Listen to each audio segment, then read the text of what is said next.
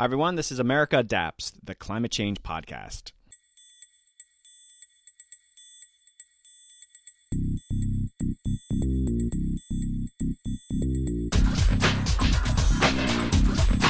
Hey Adapters, welcome back to an exciting episode. We're taking a dive into the podcast archive and I'm re-releasing this previously published episode, The Moral Case for Climate Reparations with Maxine Burkett. This was an extremely popular episode. I see it being downloaded at universities to this day, but I've gained a lot of new listeners since it came out and I wanted to put it front and center since it covers such an important issue. We'll be back soon with new episodes. So Maxine is a professor of law at the University of Hawaii at Manoa. We talked about the moral and intellectual case for climate reparations, climate migration, differences in climate justice in the global north and the global south. Will adaptation take a peaceful or conflict-oriented approach in the years ahead? And adaptation studies at the University of Hawaii. Maxine makes a compelling case that reparations are a way forward to helping frontline communities adapt to climate change. You're going to enjoy this conversation. But before we get started, let's talk about all of us going to New York City. Multidisciplinary solutions are the cornerstone of creating a better world. We need strategies that transcend boundaries and ones that recognize the interconnectedness of our rapidly changing planet. And speaking of tackling tough issues and bringing people together for solutions, I'm thrilled to tell you about the 2024 Waterfront Conference. This fantastic event is hosted by the Waterfront Alliance, a U.S.-based nonprofit organization with over 1,100 partners.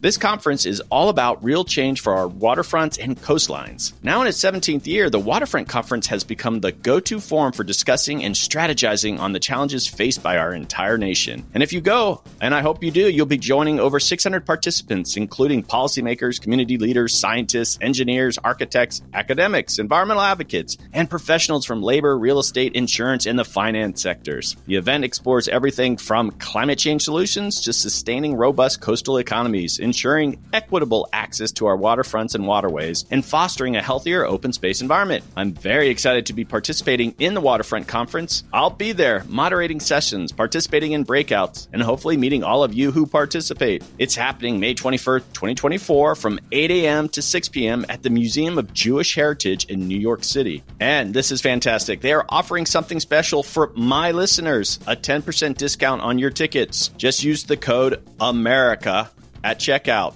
Ooh, what a great word. Plus, there are special rates for students and nonprofits. So whether you're a policy wonk, an environmental advocate, or just someone who cares about the future of our planet, this conference is for you. For more information on the Waterfront Conference and the incredible work of the Waterfront Alliance, head over to waterfrontalliance.org. There are also links in my show notes. Guys, it's New York City. Hopefully I'll see you there. Okay, let's revisit my conversation with Maxine Burkett from the University of Hawaii. Hey Adapters, welcome back to a very exciting episode. Today I'm hosting Maxine Burkett, a professor of law at the University of Hawaii at Manoa at the William S. Richardson School of Law and a global fellow at the Woodrow Wilson International Center for Scholars. Welcome to the podcast, Maxine. Thanks for having me. It's a pleasure to be here. All right. We've been trying to set this up forever, so I'm very excited we're actually having this conversation. And I think we were on the cusp of doing this and then something really big happened, a pandemic. And I'm checking in with people. What's going on with you teaching, your work? How's the COVID-19 situation affecting you? Yeah, I mean, I think like everyone, it's been quite a roller coaster. We in Honolulu have had relatively low numbers until very recently. Most of my friends and colleagues aren't particularly sympathetic, when we are able to sort of visit, our quarantine does involve sort of getting away to the beach and those sorts of details. But obviously we are surrounded by 2,000 miles of open ocean and have a lot of dependencies, including our economy and tourism. So it's been a bit of a ride to see what it would look like for there to be, a sound transition as we grapple with all of the elements of COVID. Obviously it's the disease itself, but also the ramifications for our political economy. So I'm fine. Our family is doing as well as can be expected. My husband's the chief resilience officer for the City and County of Honolulu, so he's been incredibly busy both with his existing portfolio and having COVID part of his work now as well. But we're doing okay, and as climate folks, we tend to prepare for all kinds of disasters. So we probably find ourselves in a better situated than the average. My goodness, you're like the adaptation power couple. I mean, something like that. It doesn't make for very sexy pillow talk, if you will, right? Like a lot of our work takes it runs right through the day, right, into the night. And our children are probably one of the best versed in issues of adaptation and sea level rise and all of the ins and outs of climate and equity. So, yeah, it's an unusual family. Well, hopefully they won't rebel from what you guys are doing. Listen, getting ready for this episode was actually quite a challenge. You guys sent me over a bunch of material and I've been reading and it's just fascinating work. And I'm like, all right, what are we going to talk about in this episode? But, first I just kind of want to get some background too. So you're at the University of Hawaii, but you're a co-founder of the Institute for Climate and Peace. And what's that? Yeah, I'm a law professor. That is my day job. I do have a sort of a side hustle, if you will, which is that I founded with a dear friend and colleague, the Institute for Climate and Peace. And Maya Sotoro, who is the co-founder, is a peace advocate, an educator. And we just noted that these two worlds have been siloed like so many things with respect to climate, and our desire to both marry the two worlds in a meaningful way and to have actionable work, right? So my research in the law is deep and I've been doing this for quite some time, but what does it mean if it doesn't have sort of an actionable element to it in terms of its real world impact, especially given the climate scenarios that we're seeing play out right in front of our eyes? So we were both meeting a need to have the work be out in the community and to serve the community, as well as understanding that both fields benefit from the perspective of the other, both in framing the problems that we're dealing with as challenges, as well as coming up with solutions that are actually just and enduring. You mentioned this is your side hustle, but is there a relationship? I mean, you're working with students at the university, but is the institute something where there's, you're trying to bring both of those together?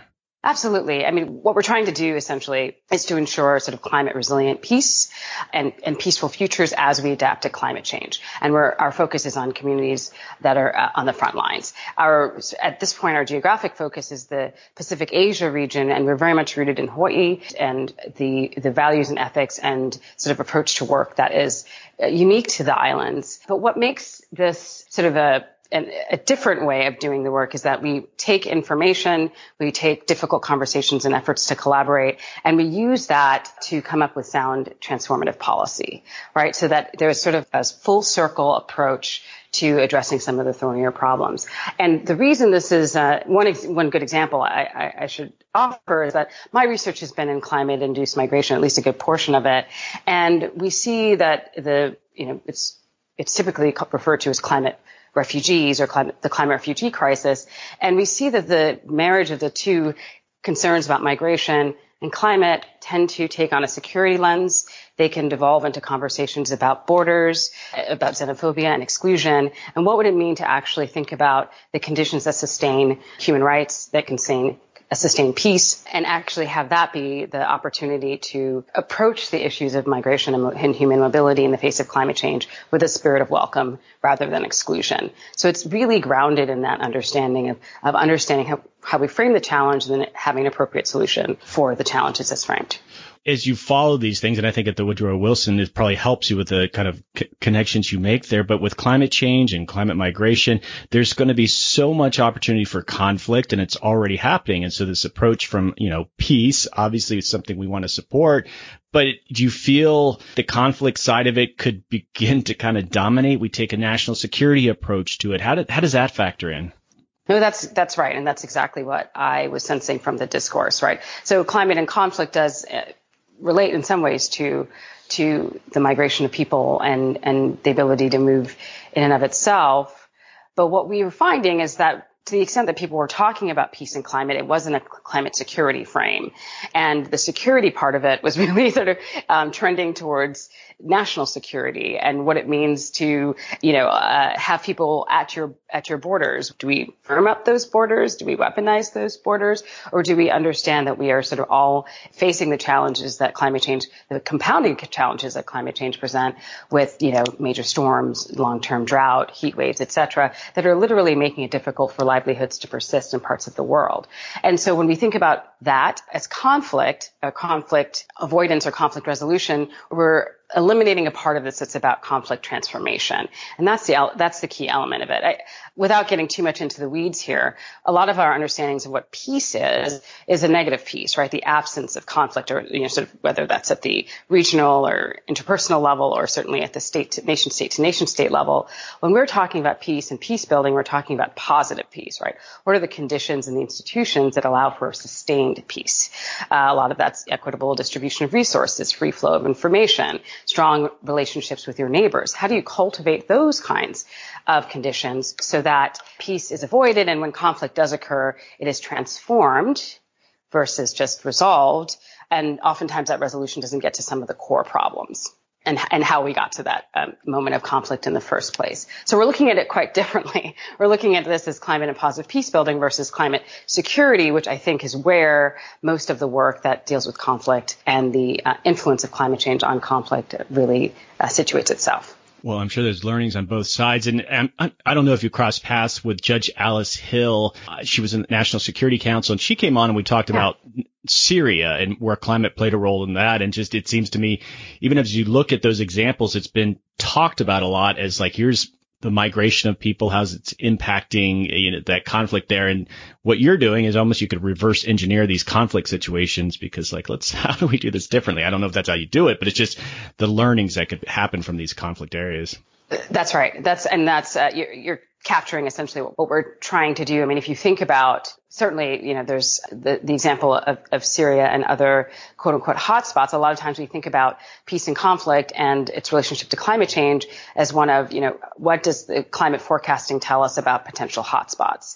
And that seems to be the sort of the value add, right? It seems to sort of flow from the climate expert to maybe the peace builder. But I also think, frankly, as someone who comes more from the climate world, that the value add is really in the direction of climate change, benefiting from understanding those elements of positive peace building and seeing how we got to the point where there's differentials in adaptive capacity, when there is differentials in exposure to climate and sort of ancillary effects. Knowing how we got to where we are, and again, crafting more just solutions is a big part of the positive peace building work, and will actually help us come up with better solutions when we're thinking about adaptation to the varying and worsening impacts of climate change. All right. So what do you do at the Woodrow Wilson International Center? You're a global fellow there. What does that mean? Yeah. So at the Wilson Center, I was initially a public policy fellow, at the time working on both islands and island resiliency in the face of climate change and other threats, but also working on migration and the issues of, again, quote unquote, climate refugees. And that then, I live in Honolulu and the Wilson Center is in DC, but I was then appointed as a global fellow with the Environmental Change and Security Program, which is where I did that initial work as a public policy fellow, and have sort of maintained a strong relationship with the center in order to continue understanding what the relationship is between these concerns around conflict, migration, and equity can look like. The Institute for Climate and Peace happened some years after becoming a global fellow, but the possibilities for partnership and collaboration, the synergies are completely there, and we've been cultivating that with the team at ECSP within the Wilson Center. Here's a question from Jesse Keenan. I asked him if he had a few, because I know you're friends and colleagues with Jesse, and I didn't realize there was such a big difference, but he said I should ask you, you look at climate justice, it's an area you're working on, but then you look at environmental justice, and he was saying that what are the differences between the two, and you will have a good answer for that. Yeah, okay. So I've gotten that question a couple of times, and the way I understand it, I mean, the way I approach it is one of is understanding the movement, right? The movements that are at the base there. The environmental justice movement, it was a product of the civil rights movement and was about really highlighting the disproportionate burden, often toxic burden, of communities of color, indigenous communities, and specifically Black communities in the United States. And over time, as the climate crisis both exacerbated those toxic burdens and it's presented itself as a unique challenge, the questions around how we address the interface between climate impacts and the disproportionate impact on communities of color, indigenous communities, Black communities, became what we understand in the U.S. to be climate justice. So if you're looking, back to this the 70s and some of the earliest movements in environmental justice, those were about oftentimes our relationship with fossil fuels, and was making clear at that time that from extraction to combustion, fossil fuels have been an enemy of public health and well-being, especially again for communities of color, Indigenous and Black communities. And then we move forward now, the sort of broader implications of our relationship with fossil fuels is impacting us at a global scale, but the individual impacts or the community level impacts, again, are disproportionate. And I think it's important to sort of share that if we were to zoom out, for example, climate justice does have meaning beyond U.S. borders and tends to really reference human rights in the sort of international context, but still is trying to understand the ways in which certain communities in the global north, global south, within those countries are disproportionately impacted and are further sort of saddled by diminished adaptive capacity as a result of socioeconomics or, planning that was colonial legacies, et cetera.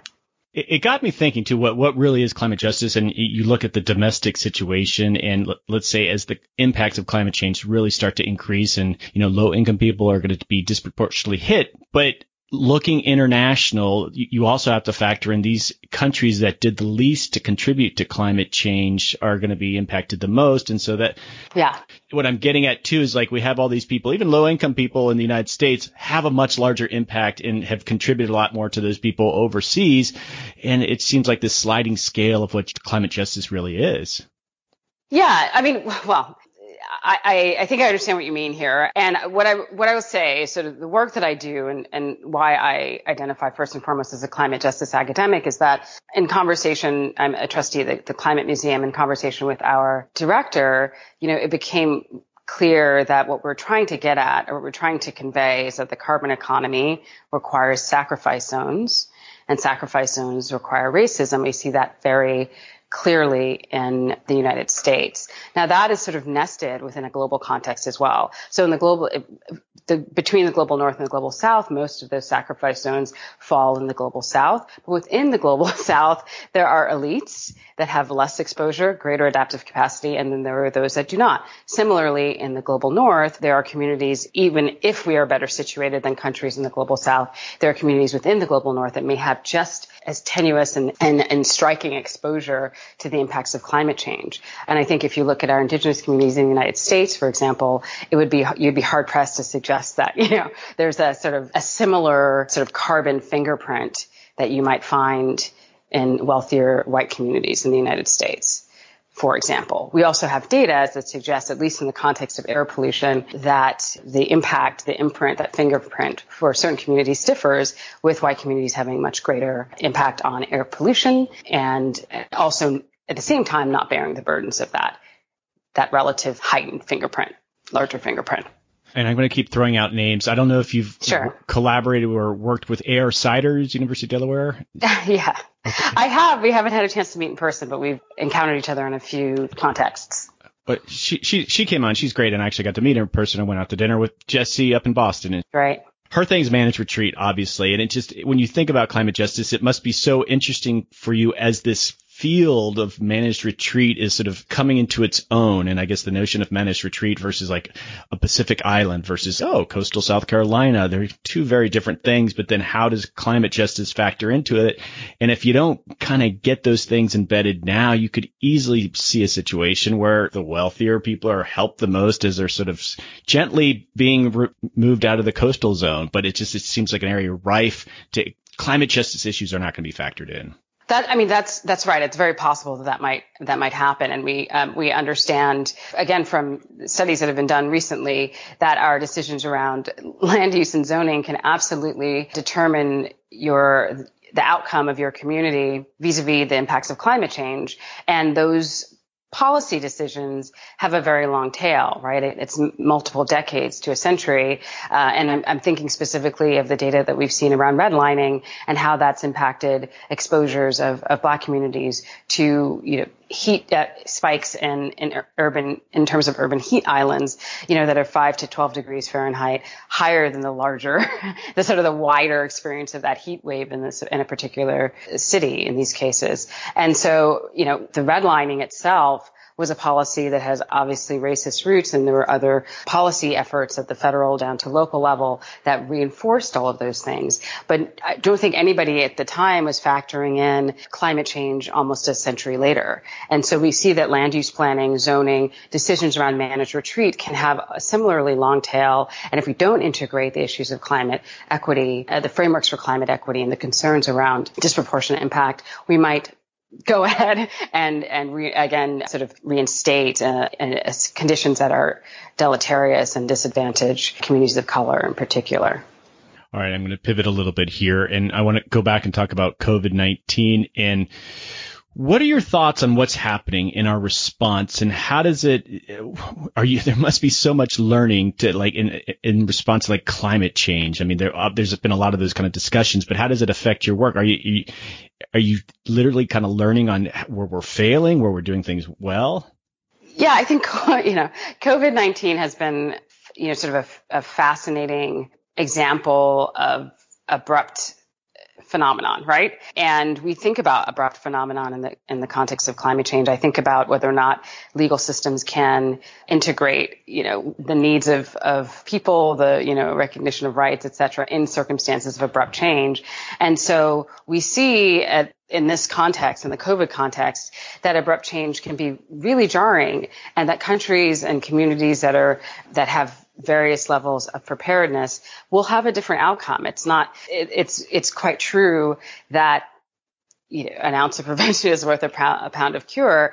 We, in our work with the Institute for Climate and Peace, have worked with the Institute of Economics and Peace, which is based out of Australia, and they actually have run data, and they rank countries by how peaceful they are based on these positive peace metrics. And the countries that are more peaceful, and again, this is a catch-all term that's describing essentially political economies that are more equitable, that have social services, that again have access to information, best leadership, that they actually have had better COVID outcomes. Many people look at New Zealand as the beacon, and obviously every country has its own challenges, but that is a country that is instituting some pretty important policy vis-a-vis an abrupt change that's sitting atop pretty well done governance at base. And we can imagine that that's also going to tell us a lot about whether or not we're prepared for climate change, which is so much bigger and so much greater. That is a slow but accelerating train that is going in one direction. And we'll also have this element of surprise to it. We'll also have this element of abrupt change. Some cases we have some sense of what that will be, and some we don't.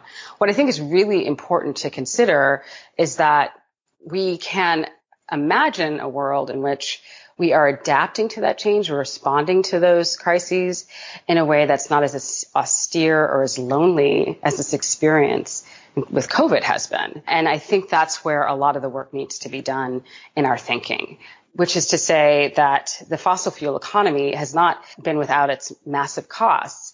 And to remind people that, we all wanted power. We didn't necessarily want fossil fuels for that power, right? That we could have gotten to where we are. And we've known for some 40 years that we could have gotten to where we are without the byproducts of, mercury in our waters, air pollution that's staggering and again disproportionately impacting certain communities.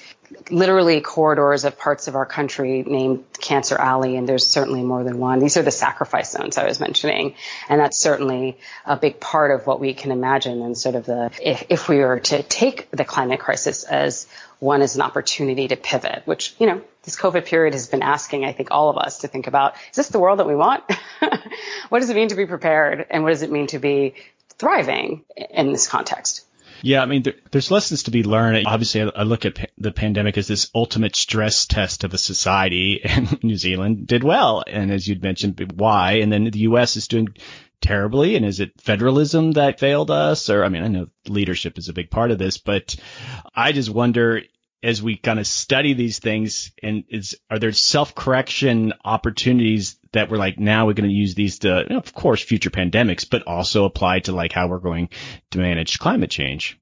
That's a very good question. Was there a question in there? It was more but it's just are we going to self-correct that we can use this to adapt to climate change? I certainly hope so. I think that there is an opportunity for that. Look, after the Great Recession, that was the sort of the last time, and it wasn't that long ago, right? But that was the last time we saw this sort of massive infusion of funds to correct for the massive challenge to the economy, which wasn't the result of a pandemic or some other kind of quote, sort of quote, quote, act of God. It was sort of a collapse in governance to some degree, and certainly the actions of quite a few bad actors. And then a bit of inertia in there as well. But the last time we had to respond to something like this, there was an infusion of funding, and the funds that we had were disproportionately, I mean, sort of the vast majority of it went to other kinds of infusions into the economy, whether it was the auto industry or getting the banks back up, and not to clean energy, for example. By the numbers that I've seen, there was only an eighth of that funding that went into clean energy. And we absolutely need an inversion of that. So this goes to I think the broader conversation about what does the recovery look like, and where do we budget for the world that we want to see come out of this versus the one that we had been grown used to, right? This is that refrain, which is, do we really want to go back to normal? Normal was a crisis. And so if we think about the way we approach our budgeting, the way we approach that infusion of funding, the COVID recovery allows for us to at least get some of the wheels turning on the transitions that we'd like to see, in all sectors of our society. And again, if it has not sort of a kind of an equity consideration post hoc, if it's actually infused with an understanding that equity will actually produce better results for everyone, then you have the possibility for a much more climate resilient and inclusive economy moving forward. All right. Well, you set me up nicely for my next question. You think about the Green New Deal, or even Joe Biden, if he comes in as president and he's talking again, like we'll probably have to do another major stimulus. And the Green New Deal obviously talked about things, economic equity, climate justice, and it was very interesting in that respect. Where do you kind of fit into that? Do you see like a huge opportunity for the kind of work you're doing, that if we truly had that sort of society-wide investment in these things? Yeah, no, I think that's critically important. It's funny, I really can't understand the sort of the deep controversy around the Green New Deal, because it is, well, first and foremost, its entire framing recognizes that these two worlds are inextricably intertwined, right? You can't think about the environment and certainly climate change in a siloed fashion and not think about its impact on where we live, work, and play, which, by the way, is the environmental justice definition of the environment. It's not some sort of isolated other. It's where we live, work, and play, right? And so if we understand that we need to address climate change, we absolutely have to think about how that impacts where we live, work, and play, and vice versa. And so what the Green New Deal is doing is essentially saying, and first of all, it's really still just in the sort of proposal phase, although I know that there's great policy that's just waiting to be implemented, that's been sidelined at this point. But really what we're looking at is saying we need to address climate change. It is urgent and existential. And there are some people for whom it is urgent, existential, even faster clip and a more aggressive timeline.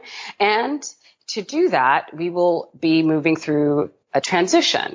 And how do we allow for that transition to be just and to be inclusive? And so it's sort of like part one is addressing climate change. Part two is understanding how we ensure that we all are brought along on this one, right? And so those kinds of considerations about workforce development, transitions for coal workers, et cetera, this is a critical part of actually addressing climate change in a holistic fashion, and one that thinks about people and the concerns of workers themselves. And by the way, the upside is that we have a world that's somewhat healthier than it would have been. There are things that are locked in with respect to climate change, but we can always sort of choose a more tolerable pathway. And that's what that work is doing. But in the larger scheme of things, the work that I do and those who are doing climate justice are trying to sort of convince people that, in fact, you cannot disentangle these two spaces, and that we have been siloing it for too long to the detriment of some communities, those sacrifice zones, and now to the broader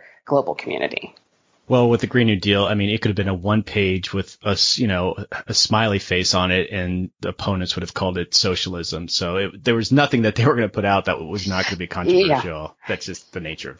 That's just the nature of things right now. And I think we should always treat it as exceptional and deleterious and unacceptable on some level, because it really is the weak underbelly of our ability to move forward and to be addressing climate change with the kind of solidarity that we need. Okay, I'm going to do another major pivot here, and I want to talk about something less controversial. Let's just keep it simple. Let's talk climate reparations. So people can kind of sense what that might mean, but walk us through, kind of give us your definition, and then we're going to dig into it. Yeah, so I'll just give a basic definition, because I think what happens is that a lot of times we hear reparations. Most people hear reparations, certainly in the United States, and they think about reparations for slavery, and then it becomes specifically about monetary payouts, and then it becomes a sort of like zero-sum game, and there's a lot of sort of politics and preconceptions around what this means. And I just want to sort of, again, zoom out and think about what reparations are meant to do, right? Reparations they're efforts to repair relationships. They're efforts to repair harms that have occurred. And it's an effort to sort of foster right relationships after something has been damaged or destroyed in some way. And so the purpose of reparations is really about relationships and right relationships. And there are elements of reparations that get you there. And each effort, each sort of post-harm reparations program will look a little bit different, but may have some elements of an apology, of some kind of compensation, monetary or in kind, and then will include a really key part of it, which is where I like to think about a lot, which is this guarantee of non-repetition. Well, how did we get here, and how do we guarantee that we don't get back into that same situation that caused the harm to occur?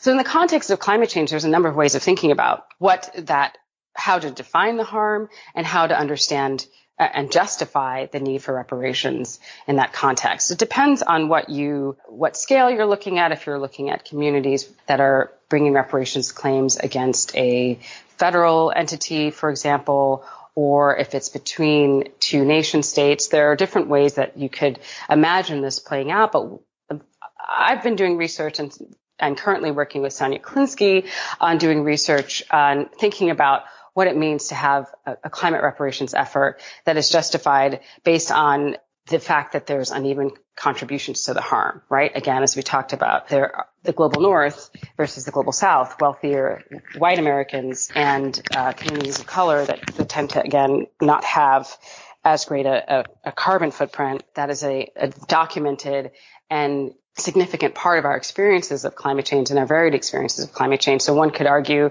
that there's been an even contribution to the harm, and that needs to be corrected in order for right relations and, in the context of climate change, thriving communities to actually come about.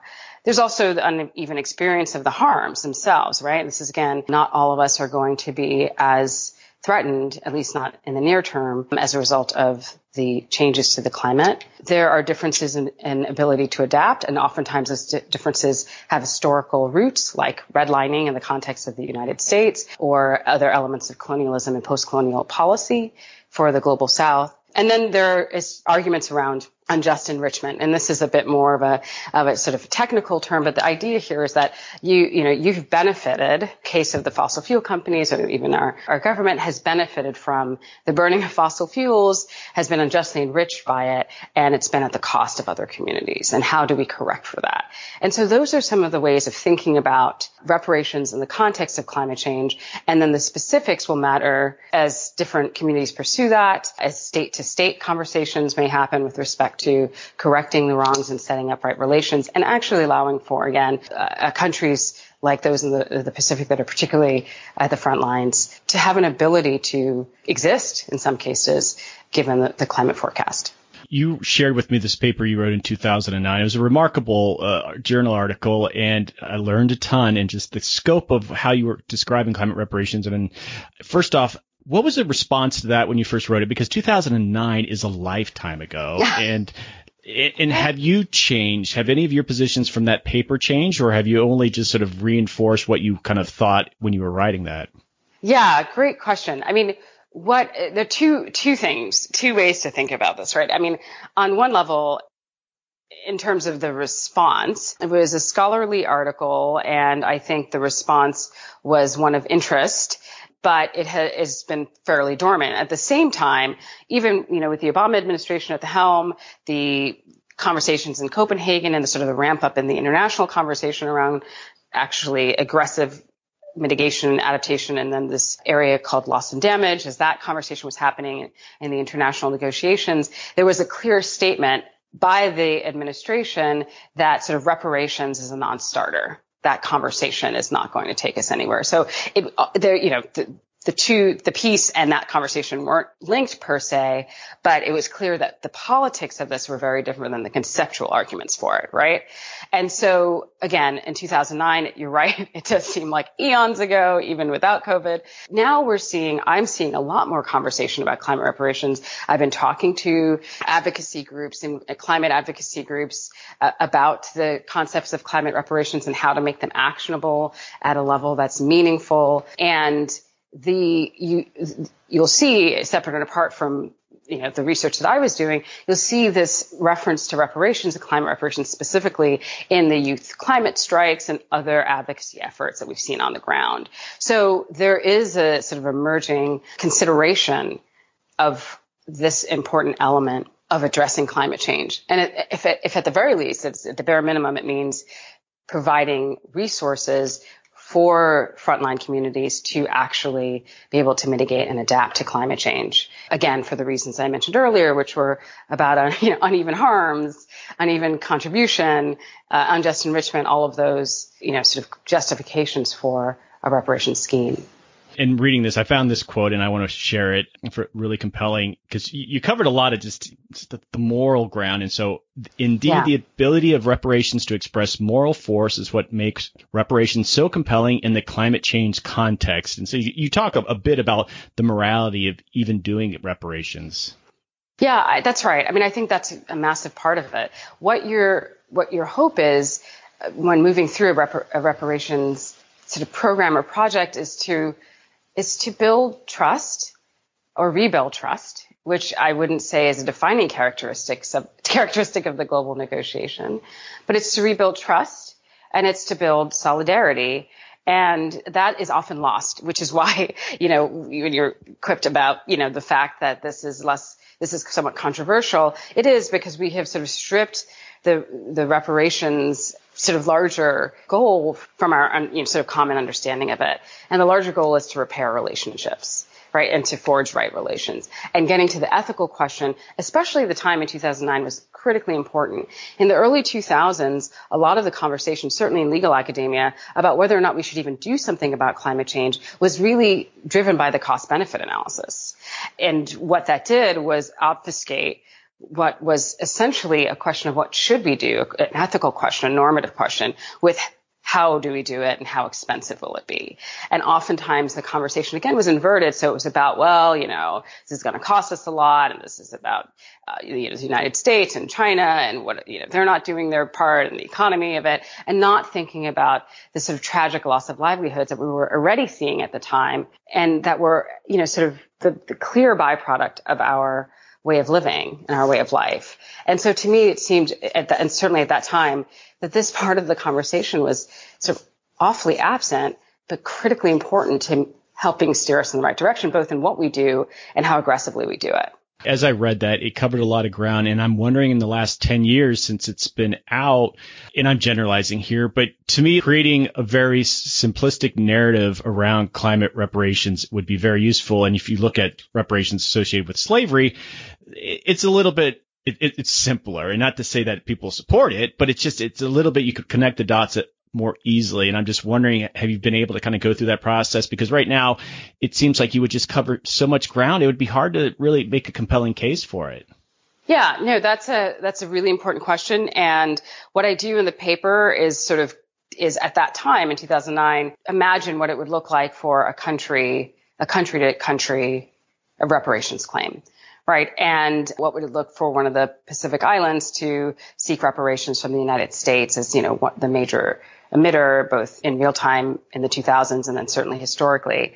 And so that was an effort to sort of test this out. Similarly, along the lines of some of the loss and damage conversation, I wrote a later article that was looking at what it would mean to have a global pool and fund communities, again, that are, and excuse me, specifically countries and small island states that are on the front lines, that are looking at devastating impacts. What would it look like to actually fund and support those communities with there being a disproportionate input by the countries that are most responsible and who have benefited most financially? What I'm working on right now, again, with my colleague Sonia Klinsky, who's a geographer, is trying to see how you might move forward with the reparations effort that is looking at different scales. For example, are there reparations claims that Indigenous communities can make in the U.S. and Canada? What would that look like? What are the justifications? What are the challenges? And what would some of the reparative programs look like? Right? Is it funding plus a robust healthcare system, for example, or relocation, et cetera? You could also, again, look nation state to nation state, and we oftentimes are thinking about global countries in the global north versus countries in the global south. There are opportunities there. Now, that's not to say that there aren't mechanisms within the international negotiations, for example, that might do that work. If loss and damage has that possibility, then great. Similarly, we see litigation that might have that possibility. The limits of those efforts, though, are the ones that we mentioned earlier, which is the fact that you don't always get to sort of the right relations and the repair, the trust building, the solidarity building, the ethical questions at base. And most importantly, you don't get to the guarantees of non-repetition. Again, how did we get here? And in some cases, if we think about Indigenous communities, Black communities in the United States, the how we got here is the sacrifice zones, or the policies that have affected our ability to adapt, that are exacerbated by differential exposure. I'm wondering if we're going to make progress on climate reparations. I'm wondering, do you see competition between climate reparations and racial reparations associated with slavery? To be honest, what we've seen with Black Lives Matter over the last 3 to 4 months, the progress we've actually had, even around the conversation of reparations, I'm actually dazzled by, and it seems like some people are really taking this seriously. I just thought it was something that would never really get much traction, and it seems like more and more people are talking about it in very serious ways. And so if there is true progress, if there is mechanisms and programs, are people ready? All right, now we're going to follow that up with climate reparations. You see what I'm saying? Do you feel there could be some competition there? That's an important question. I've gotten it before, and I don't see competition. What I see is that the product of both efforts may overlap, right? In order to correct both injustices and to create a circumstance of better relationships, if not right relations, we may see the same things occur. I have an incredible amount of respect and real adoration for those who are working on African American reparations and are specifically looking, for example, to close the wealth gap. That's a critically important bit of work. I should mention I'm on the Lancet Commission for Reparations and Redistributive Justice, and we are looking at reparations for all sorts of scenarios, right? Everything from South African apartheid and concerns around psychosexual violence throughout the globe, the circumstances of the delete in India. There's no sort of shortage, if you will, of the ways in which reparations can correct for past harms. And what I see, and the work that we're doing, is that is uncovering the systemic nature, not just of climate change and its outcomes, but in its coming to pass. The fact that we are here is oftentimes very much overlapping with the exploitation of peoples and the lands that they were on. And so oftentimes what we're looking at are the same set of circumstances that have gotten us to where we are, and some of the solutions will also necessarily overlap. But because climate change is different in nature in terms of the way in which the change in climate is one, again, that is not only changing, but the rate of change is increasing, and it's introducing circumstances that we've never seen before. We need to be thinking differently as well about how that might impact people's livelihood. And certainly issues of migration and mobility are one of those things. So in a reparations scheme, part of that, the responses may not just be funding to actually close the gap in terms of capacity, but it also could be thinking differently about our border policy and how we let people move within and across borders. There are different ways to think about it. There are places where there will be overlap in terms of income, access to healthcare, all of the things that will make us more resilient. But then there are new scenarios that will require a different kind of approach. It just gets so complicated so quickly. I think if you could come up with a reparations program even today to address these things and even get people better prepared for these climate impacts, which is part of that, a community 25 years from now or 50 years from now, climate change is with us for a very long time. What would the climate reparations look like 30 years from now? Are there similar populations, or were they helped enough that they don't need to be part of that? Anyway, I'm just talking out loud. No. I mean, yes, listen. none of this will be easy. Right. But neither is climate change, right? And so I think what we oftentimes do, which is an understandable default, is say, well, this sounds really difficult, but we're comparing it to, sort of recent history to present. What we're looking at, obviously, is a quite different future, unfortunately. And so what I think is the more effective comparison is, what does it look like to actually, as hard as it is, ensure that we have just, inclusive, and nimble solutions for our communities, especially our frontline communities, versus the absence of coordination, the absence of planning. We're seeing that with COVID, right? It would have been difficult to have reparations for African Americans moving to date, but we have our colleagues in the Lancet have done research showing that had African Americans had access to those reparations, then there are 13,000 deaths that would have been avoided as of the date of the publication of the draft. And relevant from an epidemiological standpoint, all other communities would have benefited from that as well. Right? The actual disease incidence would have been reduced. So the idea here is I think, to understand that we have essentially gotten ourselves to a point where we have only tough decisions and tough processes to choose between. And if we understand that to be the case, would be like a coordinated and just one, or one in which we sort of fiddle, sort of around and don't grasp at the roots. So, Angela Davis said radical simply means grasping at the roots, right? Right now we're sort of fiddling with maybe some of the roots. We're pruning some of the leaves. What sounds radical is actually getting to the root of the problem and actually having us have at least a better chance at a better outcome. We're sort of fooling ourselves if we think that all of the choices moving forward are not going to be difficult ones. And this is not meant to complicate that. It's meant to actually clarify it and bring an important moral element to it.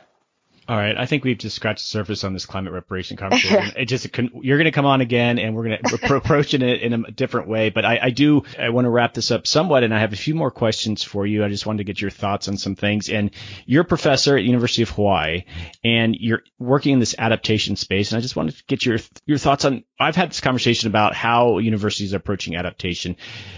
Do you have coursework? Are there adaptation programs? What are you doing at the University of Hawaii?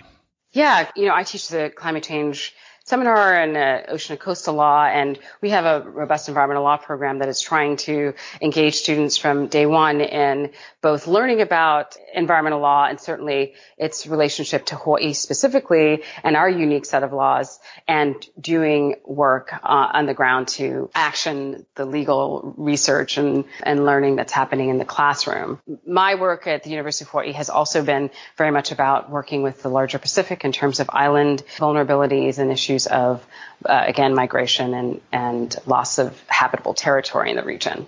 Just the University of Hawaii, I guess part of my criticism, too, is that I talk to a lot of academics, and you guys individually are just doing some cutting edge work. But is there a master's program in adaptation? And is there a lot of coursework? Because a lot of professors are just sort of, you're setting up shop and you're doing your work, but it doesn't necessarily mean there's programmatic options available for the students. And is that an option at the University of Hawaii? That is, absolutely. We have an Institute for Sustainability and Resilience and a set of programs that have been stood up and are in the process of standing up that are undergrad and graduate courses on sustainability. I think we're pretty well sort of ahead of the curve and part of that larger community of universities that recognizes that you can't work in any field and not be intimately impacted or impacting in a positive way issues around climate resilience, sustainability, which, the term itself has sustained a lot of criticism. But the notion here is that how do we make those programs actionable for students so that they're prepared once they head into the workforce? I think there's a broader recognition that to be an effective leader, certainly we do this at Institute for Climate and Peace as well, to be an effective leader in the 21st century, we have to understand that climate change and the state of our environment is the context. It's not an issue. Right. It is not going to be that sort of adjacent to the work that you're doing, but your work, in fact, will either be a cause or consequence of the change in climate. So understanding that and being prepared for that is a big part of the work that the ISR and Institute for Sustainability and Resilience is trying to do, and I think the larger University of Hawaii community. I have a lot of students who listen, and so guys, University of Hawaii is not a bad location to go do some adaptation work. So good to know. And just a couple more questions, but I wonder, you're an academic and you run in certain circles, but you deal with practitioners too. Do you feel like you're part of a broader adaptation universe? Like it's like a cohesive field, or do you even feel like there's a need for that? Because, there's some associations and there's, some groups that are kind of merging, but do you feel like you're plugged into that? I do. I mean, I certainly was more so a few years ago. I'd been there was a federal advisory committee on the Sustained National Climate Assessment. And that was sort of the perfect example of the ways in which I try to remain engaged with what it means to support the adaptation initiatives at the sort of local to up to federal level as an academic. With the new administration, that particular committee was sunset. But I mean, I think I'd been in close conversation with a number of adaptation practitioners and find that it's really important that our research is actionable, that it is getting to those on the ground that are doing the work, that it's relevant for a number of reasons. And so I do think that I, especially as a law professor, have had an unusual level of engagement with that broader community. I find that sometimes people don't necessarily appreciate the relevance of lawyers in these and legal academics in these conversations. But I think that it's so critically important to understand that oftentimes our biggest impediment and biggest set of possibilities really come in the policy and the law as it stands and as it might be. So my final question, and I ask this of all my guests, if you could recommend one person to come on the podcast, who would it be? One person, goodness gracious. There's so many fantastic right, everybody has people. To get 2 or 3. Yeah, I know. One person. It's funny, I was listening to your other podcast and I heard the question and I still refuse to think to prepare adequately for it. I'm a huge fan of a couple of people, but I will say because of the incredible work he's doing as a young climate activist, Jerome Foster. I don't know if he's been on the show before, but he does a lot of work with climate change and youth activism. And he is really a phenomenal and inspiring advocate. And he is 18, maybe, but has already started youth voting and advocacy organization, 1 Million of Us. He has been in the streets for, I'm sure, as more years than he's been on Earth, right, in terms of really thinking about what the next generation of climate activism looks like. So again, there are a number of people that I might share, but I think Jerome would be a really fantastic participant and really will provide, I think, an important window into how young people are thinking about climate change, which is so much more nuanced and heart-driven than I think prior activists and advocates have been allowed to be. So that's my recommendation. All right, cool recommendation. And you know what? I actually added a question that I've been doing in my last few episodes, and this is different than recommending coming on, but who has been a major influence to you in the adaptation space? Oh, geez. Oh, yeah. Okay. Again, so many fantastic people. You'd be surprised my listeners look these people up. So, I mean, it's fine just being one person, they'll look up and they'll learn something new. So, I mean, I can't understate how Wangari Maatai's work and her vision and her courage was such an integral part of my sense of possibility in this space, both in terms of unique solutions and as an East African woman that was really a powerful and innovative advocate for the earth and for women at the same time. Again, seeing the interconnections, planting trees. She was someone I found a deep inspiration from reading her and knowing of her story. Awesome. And I'll follow up and hopefully get a link or something that I can share in my show notes and such. Sure. All right, Maxine, this was a fabulous conversation. If I had to sort of predict what my listeners were doing out there, they'd be like, keep talking about climate reparations. We just scratched the surface, and I want to have sort of an open invitation. I hope we can get you back on at some point because there's so many different topics that you're doing. But thanks for coming on, and thanks for what you're doing. Thank you. Again, it's been a pleasure. Okay, adapters, that is a wrap. I hope you enjoyed that previously released episode of Climate Reparations with Maxine Burkett. I really enjoyed that conversation. I hope you did too. It's become a resource in university classes, and it's had an incredible shelf life. As I said before, I've had quite a few new listeners follow the podcast, and for those who haven't dug into the archive, I wanted to bring it front and center. I've read a little bit about climate reparations, but didn't really understand the implications of what was being asked. But Maxine delivered such a compelling case on why they are needed. People like Maxine are there providing an intellectual case for it. As you can see, we just scratched the surface on the topic, and it's certainly something I need to revisit in the not too distant future. Definitely take a look at the show notes for more resources. And don't forget about the Waterfront Conference hosted by the Waterfront Alliance. It's May 21st in New York City. Much more information in my show notes. And speaking of conferences, if you're interested in having me speak at a public or corporate event, please reach out. I do keynote presentations. I'll actually be in New Jersey soon to deliver the keynote address for the 2024 New Jersey Coastal and Climate Resilience Conference, and I'm looking forward to that. So when I give keynotes, I share stories from my podcast and my own experiences in adaptation. It's also a pep talk about what we're all doing here. These are sobering times, but also very exciting times in the adaptation field. It's such a new emerging area that you can influence what's going on. Let me help educate your audience on this emerging adaptation sector and how it differs from carbon mitigation and sustainability. Your companies and organizations, and especially your leadership, need to understand these differences in the years ahead. You can contact me via the website, americaadapts.org. Okay, adapters, keep up the great work. I'll see you next time.